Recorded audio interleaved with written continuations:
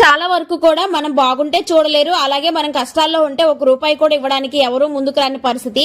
Even మనం ఒక మంచి చీర కట్టుకున్నా కూడా చూసి ఓరవలేరు అనమాట, కుళ్ళుకొని చేస్తున్నారు. ఒకరి మీద పడి ఇలా ఏడుస్తూ ఉంటే మాత్రము అది ఎప్పటికీ కూడా ఆ కాపురం అనేది ఎక్కిరాదండి. ముందు మన ఇంట్లో ఉన్న ఈ నెగిటివ్ ఎనర్జీ పోయి మన ఇంట్లో ఎలాంటి చికాకులు లేకుండా ఉండడానికి ఈ పరిహారం అయితే చాలా బాగా ఉపయోగపడుతుంది.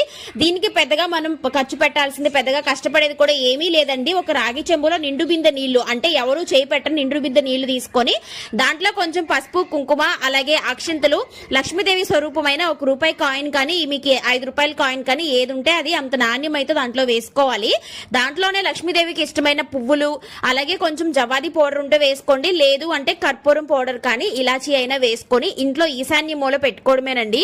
ఇంట్లో ఈశాన్య మూల ఈ విధంగా గంగ పెట్టుకోవడం వల్ల చాలా మంచి జరుగుతుంది. ఇంట్లో నెగిటివ్ ఎనర్జీ పోవడమే కాదు, లక్ష్మీదేవి కూడా ఇంట్లోకి రావడానికి ఇష్టపడుతుంది.